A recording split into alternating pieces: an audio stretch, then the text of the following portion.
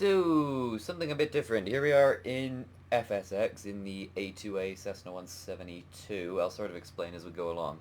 But I have not uploaded in an inexcusably wretchedly long time, and that is because my computer had a bit of an interesting thing happen to it, which essentially led to it needing to be restored to its factory condition. So I ended up spending quite a lot of time reinstalling stuff, getting it back to where it was. Some stuff survived. Rise of Flight survived. IL-2 and Stalker did not, but it won't take very long to play those back to where they were. But right now, we're doing something a bit different. We're in the 172 at Obex's High River Airport, and a bit of a significant airport because I just did an introductory flight here this morning, and I have lessons booked next week from, well, the little office is right in there because the scenery is amazing, and they have a lot of aircraft hangared in here. But that wasn't in a 172 like this one. That was a 172N. This is a 172R. Although if you look in the maintenance hangar, I do have the 172S equivalent propeller on it because you get a little more horsepower, a little more RPM, a little better climb rate out of it, which is good because I've been doing some kind of bushy flying in the North Okanagan, I guess, with this. So, before we do too much else, we're just going to jump right into the pre-flight inspection, which is a very handy thing. A2A basically developed this for student pilots, which is very, very handy. So, pitot tube cover. Not using track IR because I kind of broke it. Pitot tube cover is removed. Pitot tube is right there. Pilot's operating handbook is right there. Our weight and balance, just a pilot, some fuel. The parking brake is set, control lock is removed, so we have freedom of movement on the yoke. Avionics, or ignition and avionics are off. Battery master on. I have some of these set to switches on the X55, so I might not be clicking them. Pitot heat on. Let me check the fuel quantity. We have a little over half in both tanks, so I'm not really worried about that. Avionics. That should be coming on, and we see the autopilot at the bottom. And then we can test the annunciator panel, make sure we don't have any burnt out bulbs, and that we get a full Christmas tree. Or, you know what, I'm not even going to dignify the whole don't say Christmas thing with a comment, especially in June. So, fuel selector should be on both, which it is. The fuel shutoff valve is in. The flaps are extended. We can turn the pitot heat off, we can turn the avionics off, we can turn the battery off, and we'll just make sure the elevator trim's set for takeoff. I have this set to one of the rotaries on the X55 throttle, which makes it very handy. Okay, pitot tube is warm, which means the heat's working. We wouldn't necessarily need that to be working unless we were flying into icing conditions, and it's June, although I'm not using real-world weather right now because there's actually a thunderstorm in High River right now, and when I did that introductory flight this morning, like literally 2 minutes after we landed, it started like pelting rain, and the wind really picked up. So the timing was very good. Plenty of fuel. Speaking of which, the 172 that I was in this morning, you definitely would want to do this because the fuel gauge doesn't work. But we don't have any contamination in the fuel, so it's blue, there aren't any metal bits floating in it, there's no water separating from it. Nothing wedged in here. I was flying the A2A Cherokee recently and someone had shoved a cloth in here. What a numpty. This is clear. So static source. Again, we got lots of fuel in this tank, and it's free of contamination. Tires are okay. It may look like they're a little flat, but that's just the terrain. The aircraft kind of sinks into it a little bit, even though it's paved, but it's really wonderful scenery, so I'm not going to begrudge Orbex for that. And also, it's free. It's one of their freeware sceneries that works if you have, I think, any Orbex product. I have Orbex Northern Rockies, and you can actually see the Northern Rocky Mountains over there, which this airport is designed for, and it sort of fits in seamlessly, unlike with the default FSX scenery where it really isn't all that seamless. It's really quite obvious where the airport boundary ends. But, okay, so our pre-flight inspection is complete. At this time we would normally do a passenger briefing, but we're not carrying any passengers, and if you found this video, I'm guessing you probably know at least something about flying airplanes. Brakes, well, parking brakes set right now. Circuit breakers are in, although they don't actually work in the A2A Cessna 172. They do work in the Cherokee and the 182. Electrical equipment is off. Avionics master is off. Fuel selector still on both. Fuel selector valve is, or fuel shutoff valve is still in. Alright, so then we move on to starting. So, we need to crack the throttle about, well, it says 1/4 of an inch, given about 2.5 notches on the X55 throttle. It's hard to judge it, unless you're in the real aircraft, in which case you kinda could a lot better. Mixture needs to be idle cutoff. Actually, on the 172 end, the mixture's in when you start, but not on this one, because this one's fuel injected. Alright, so the propeller area should be clear, and that's when we lean out the window and scream, "Clear, prop!" And then we shut the window. Well, we can shut the window, and we're actually going to plug in the headphones right now so that we don't go deaf when we start this thing. So, yeah, battery on. Beacon is already on. You can sort of just leave that on if you want to, and then it just comes on when the battery does. You basically have it on for all stages of flight. Please let me know if that's a terrible thing to do. Alright, so, then we need to prime the engine, because it is kind of warm, but we want to prime it anyway. So, it'll be a short prime, about 2 seconds maybe. So we turn on the fuel pump, we feed in the mixture. Once we see movement on the fuel flow gauge, we wait a few seconds, then out with the mixture, turn the fuel pump off. Then we turn the ignition to the start position. And so what I'm going to do to start the engine here is I'm going to turn it to the start position. It can only be in that position for 10 seconds at a time, then you want to shut it off again, but hopefully it'll start by then. Then I'll hold that until the engine catches, and then once it does, we'll feed in the mixture, and then we'll bring back to a good idle setting for the throttle, and then lean out the mixture on the ground so that we don't foul the plugs. So, here we go. And there she lives. So we feed in the mixture, we can turn on the alternator so that we start charging the battery, bring it back to just under 1,000 RPM, and then we start leaning the mixture. I'm actually just adjusting my volume here so I can hear the engine a little better. So for about maximum RPM, which is going to be about there, we bring it up to just under 1,000 for warm-up. Oil temperature and pressure are in the green, so we can taxi any time once we got everything set up. So navigation lights we don't need, I don't think. I'm not actually entirely certain what your doctrine for the operation of navigation lights really should be. As far as I know, it's sort of cloudy, but avionics, we just turn that on, then we turn our radios on. We already hit, so that includes the GPS. So transponder, we'll just turn it directly to ALT. It should be on standby, actually. We're going to do that. Radios are on, and then we bring up the flaps. Then we're ready to taxi, which is exactly what we're going to do. In fact, we're actually just going to set that transponder to altitude, because I will forget, because I'm terrible. Then we'll taxi over and do a run-up just short of the taxiway, because the runway is right there. I'm running DX10 preview. That's in an effort to improve the frame rate, mostly because I tried recording this a while ago and it didn't work so well. Anyway, so parking brake set, passenger seat backs, most upright position. We will assume that they are. Seatbelts should be secure. Cabin doors closed and locked, as indeed they are. Flight controls are free and correct. We'll just have a look.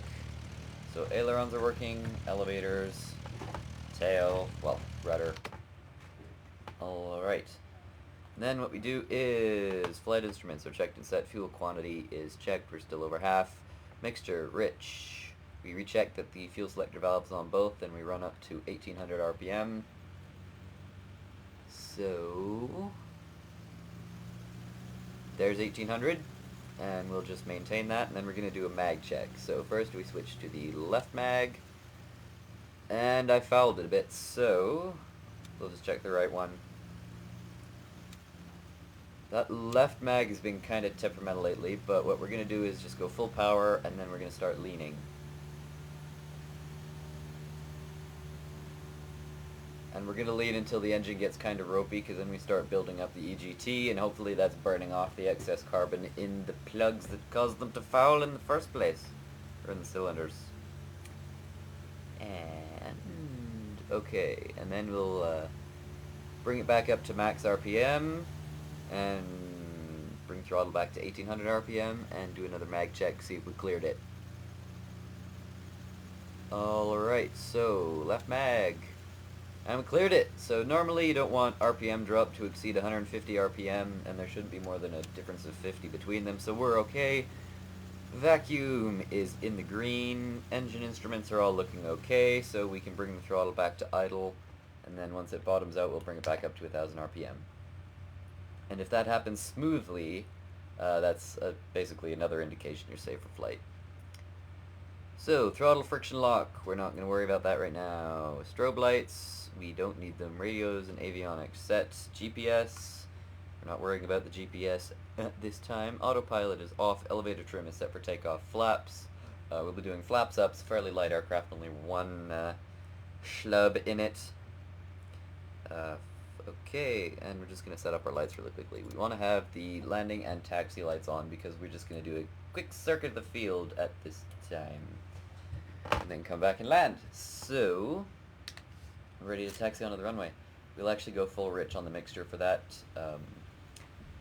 Because normally you can leave the mixture at full rich from the run-up, provided you're not going to be sitting on the ground very much longer and that you're going to take off pretty quickly, because with the throttle in higher settings, you're not going to foul the plugs if you're not leaned. That is not the case on the ground. You want to lean on the ground, especially at this airport, because we're at a fairly high elevation. We're at 3,400 feet. Because this is the east side of the Rockies. It's high. So we taxi onto the runway, and then once we're lined up, we will be off. And we just push that throttle forward. And with the elevator trim set properly, as it is, this should fly off the runway on its own without too much help at about 60 knots. So, and there it goes. We'll just trim for about 80 knots in the climb, and we'll be climbing up to 4,500 feet, which is a pattern altitude.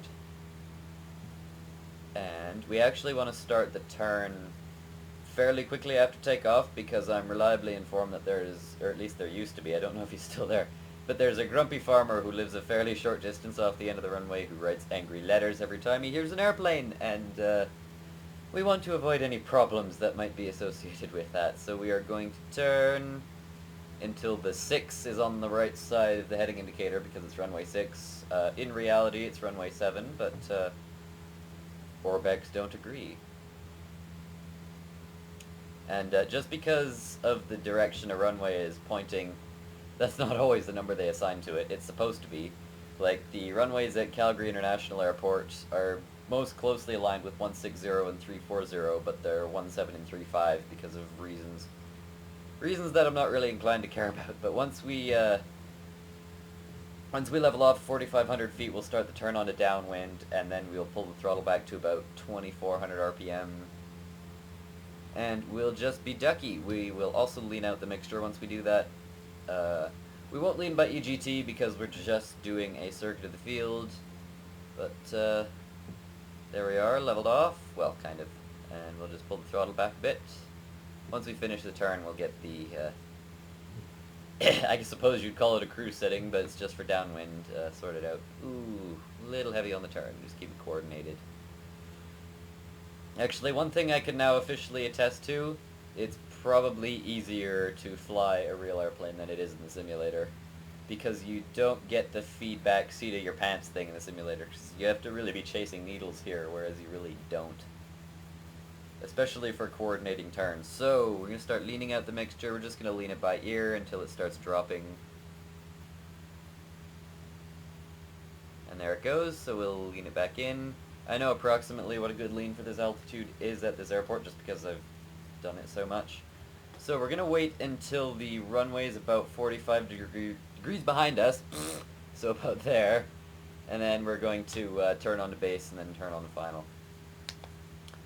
So, when you turn on to base, you want to be, we're climbing, you want to be about 1,500 RPM. That usually gets you a good descent rate. It'll bleed off most of the speed, so we're down to about 60 knots by the time we're turning on to final, and we can start putting in the flaps without having to come in too horrendously high. So, there's field. Okay, we're going to start turn on to base now. So, there we go. make it about 20-degree turn. Don't need a particularly sharp turn. And then we pull the throttle back, and we bring it back to about 1500 RPM. And I'm actually going to run through my checklist really quickly for descent. So power as desired, mixture should be adjusted for smooth operation. Altimeter is set. I actually didn't set the altimeter to begin with, but because I'm using one of the FSX weather presets, it pressure should be standard.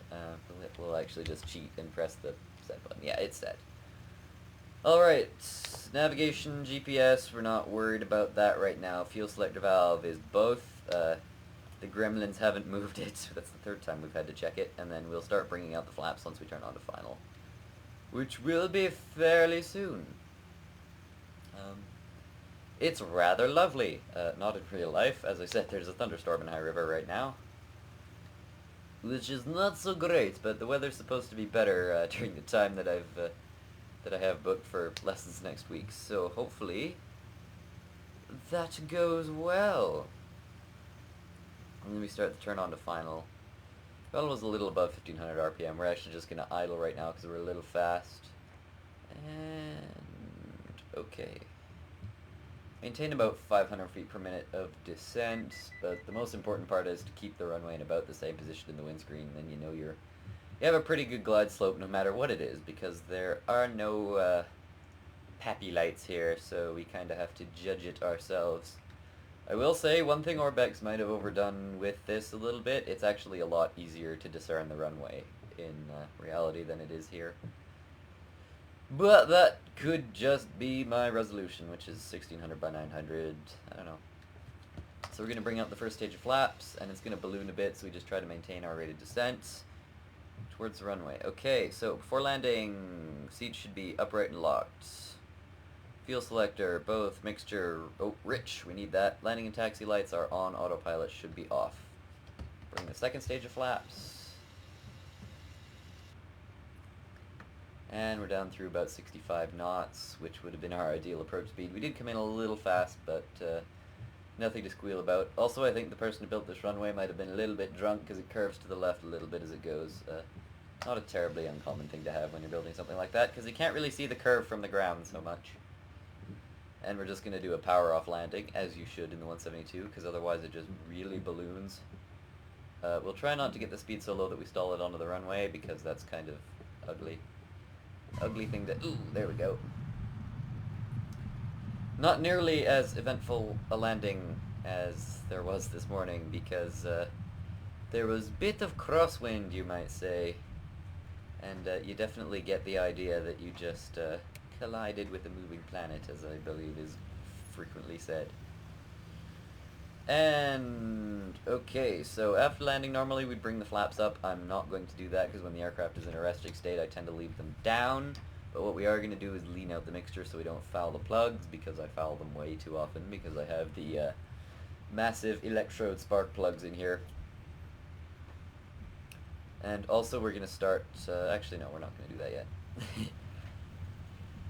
If I were being lazy, I'd start turning off radios now, so it's a simplified shutdown when we stop, but I'm actually not going to do that.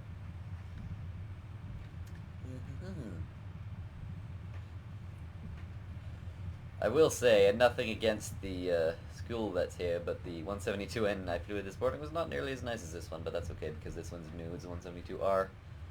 Because that one, 172R is fuel injected, 172N isn't, so there's a great big primer right here. And it has carburetor heat, which you test during the run-up, and I believe again during shutdown. So we're just going to pull in right sort of in front of the hangar. Actually, we're going to go over here. Because that's where we started, was over here. Actually, there was a Cessna 340 parked here this morning. I like the 340, it's a very pretty twin. And also it has a rear door and an aisle, so it gives you the proper corporate aircraft feel, even though it's not even a turboprop. So it's trying to be something more than it is, I think. So parking brake, we're going to set the throttle to 1000 RPM right now so that we don't foul the plugs while we're shutting everything off. So Electrical equipment, radios, autopilot, and everything is going to be off. Autopilot stays on, it just turns off with the avionics. There's no switch with it, so avionics master then goes off, and then mixture is idle cut off. Pardon me, I sneezed. Ignition off, and then master switch is off. And then what we would do is install control lock, which we are actually going to do right now. And then we set the fuel selector valve to the left or right so that we don't get any crossfeed on the ground. And that is it. That's us shut down, and we are back on Mother Earth and High River. Actually, I should shut these lights off. Oops. But other than that, we are shut down. We are on the ground in High River. I'm actually going to have a look in the maintenance hangar because it's kind of... there are some things to be pointed out. I don't have the aircraft set to a used setting, although for one of the other paint schemes I have a more worn-looking virtual cockpit textures installed. I didn't use that for this because the panel is black and it shows up kind of weird in the recording, so might do that at some point. But the battery, RG2415M, Airhawk and Airtrack tires, so the idea between these, Airhawk tires work better on paved surfaces, Airtrack tires work better on unpaved surfaces. I am landing on paved runways most of the time, although this is Canada, we do have some grass runways here and there. But in the engine, you can do the compression tests, and all the cylinders are fine because this is functionally a new aircraft. So oil, I have a multi-weight oil and it's 2050, or 20W50. I also have the additive in it, and the reason why you would have that is reduce corrosion, wear, deposits, and seals, and also it's good to put in if you're going to leave the aircraft parked without running it for more than a few days, which I do on occasion. Well, quite frequently, actually. So spark plugs, you can either have the massive electrode or the fine wire. I have the massive electrode because they're more common, and they're good for getting into good practices for leaning out on the ground to keep from fouling the plugs. I don't know. I might put these in at some point once I feel like I'm reasonably good at that, but I still foul the plugs pretty frequently. As you found, I did foul it. So, you can also have fairings, which I'm not doing because, well, for one thing, the aircraft I'm trading on doesn't have fairings, and also most aircraft in this country, they tend not to put fairings in them. I do have the, I suppose you might call it a better propeller. The consequence of more horsepower and RPM is that it is louder and you burn a little more fuel, but I don't have to pay for the fuel in the simulator, so it's all rather lovely. I have the engine heater and flap seals in. Engine heater is good in a country like this where it does get cold, because if you try to start this airplane in minus 30 degrees, it is going to cough and wheeze, and it's going to say, "Why are you trying to do this to me?" So if you warm up the engine, it's basically just like the engine heater in a car. It keeps the oil warm, I believe, so that it doesn't get all clumpy and lumpy and overly viscous. But other than that, that's about it. I have been Mr. 66D. That hasn't really changed at all. Flying the A2A Cessna 172, I'd like to think reasonably well, but toodaloo for now.